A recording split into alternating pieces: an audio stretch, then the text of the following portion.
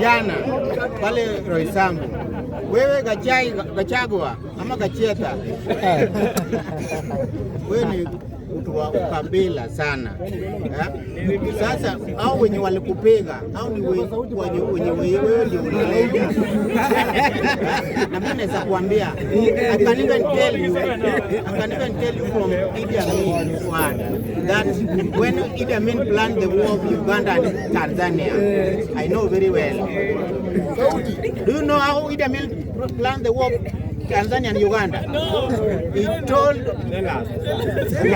Idi Amin told his soldiers. We were not there. Idi Amin told his soldiers that to go to the airport, to go to the border of Tanzania and Uganda, and they print a uniform. They print a Kenya Army uniform of Tanzania.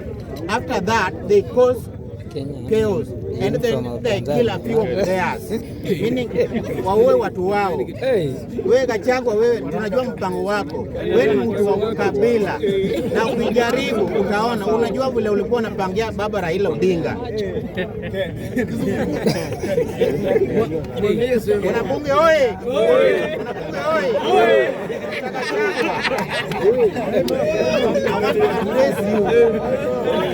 I want to address you as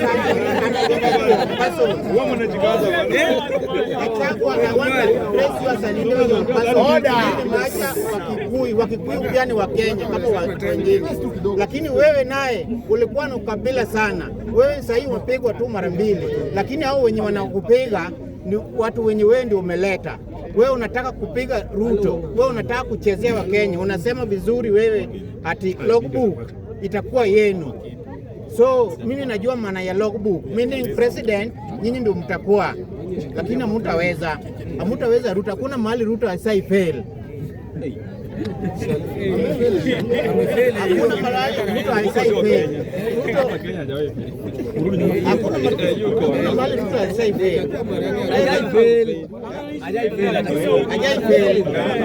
Na hata fail ndio kweli. Na Raila amesema vizuri ni Ruto. Memba anatoka wapi? Yenye media wanasema ama Standard wanasema sijui ODM watakuwa kwa debe. Hizo ni uongo. Tuna support Ruto mpaka 2032. Nimesema vizuri. Mimi ni mtu wa Raila. Maneno ni moja sasa.